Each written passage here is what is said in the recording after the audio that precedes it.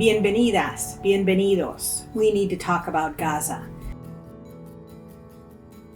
Pivotal moment in its history.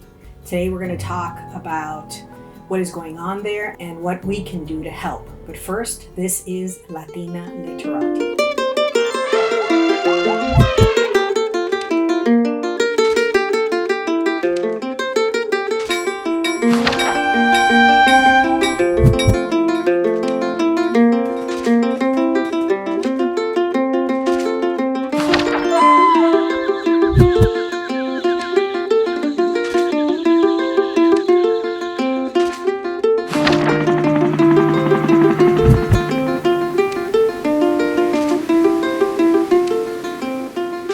Really important point to understand about Gaza is that not for hundreds of years, not for thousands of years, but for tens of thousands of years, diverse communities have called that area their home.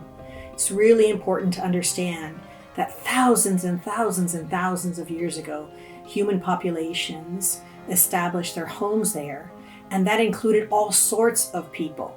So, for example, 3,000 years ago, the area was part of the Assyrian Empire. And then it became part of the Egyptian Empire, the great Ptolemaic empires.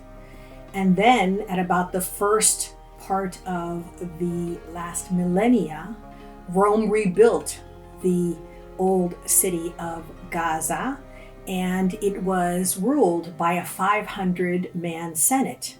That included Greeks, Romans, Persians, Nabateans, Jews, Canaanites, and of course you have the nomadic peoples that are going in and out of the area with their flocks.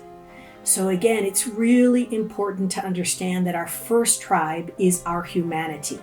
We are all members of the human tribe, and that is the tribe that we need to help and to ensure that the suffering stops. Another important point is that all of the lands of the Middle East are divvied up, are cut up after World War I, when they are no longer part of the Ottoman Empire.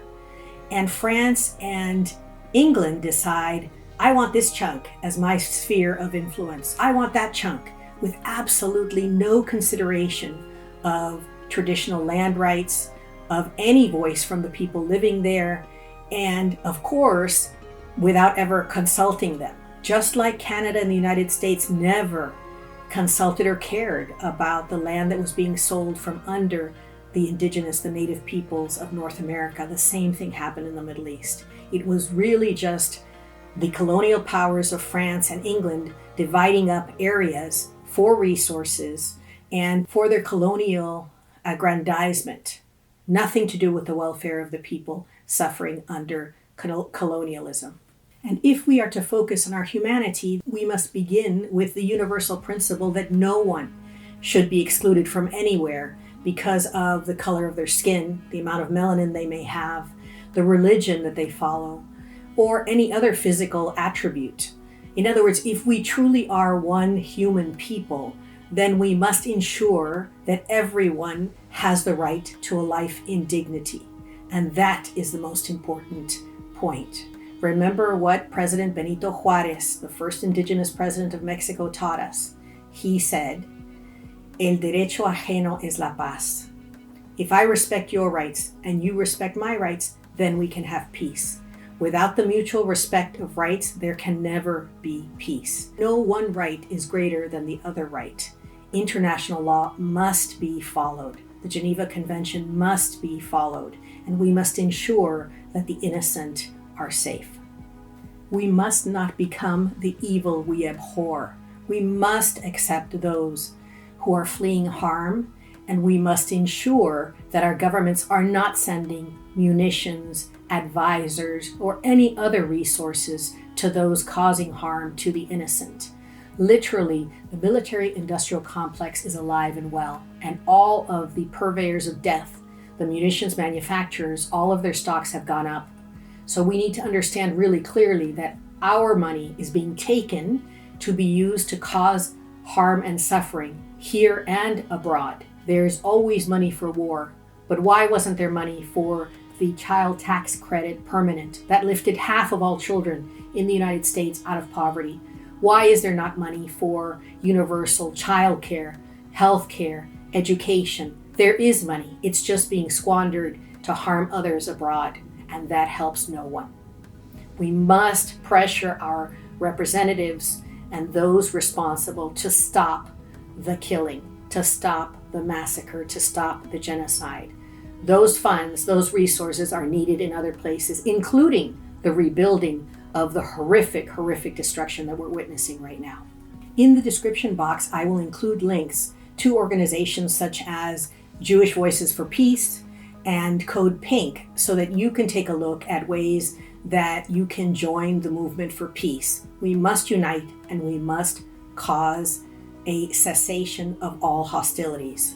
Children, civilians, the innocent must be protected. People around the globe in every major city are marching, protesting, demonstrating, asking for peace, asking for a ceasefire, asking that the innocent be protected. And here are just some of the incredible photos of hundreds of thousands of people around the world coming out and asking for peace, asking to stop the genocide.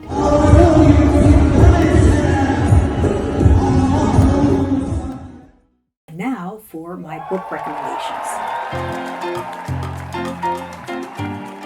The first book I'm going to recommend today is called Mornings in Jenin. It's about a family that is forced to leave their home in 1948 in what is called the Nakba, or the catastrophe, when people were forced to leave their homes. And so there is a family, 3 generations, that tells their story, and they are living in a Jenin refugee camp. And it's a story of a woman who leaves and comes back and what happens to her family. So I highly recommend it.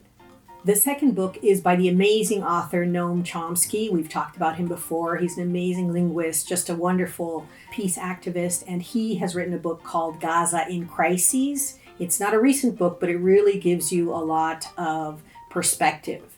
And I'm going to give you just one example of what perspective means. Just like the United States sent money and trained the Mujahideen to be able to fight against the Soviet Union in Afghanistan, Israel has been funding Hamas for decades. In other words, in the military Israeli budget, there's a line item that funds Hamas. Why? Because that counters the popularity of the non-religious nationalist movements. So again, sometimes we create our greatest enemies, and it's unfortunate, and it's even more unfortunate that we don't learn from history, because this is not the first time, and I hope it will be the last, but it doesn't seem to be.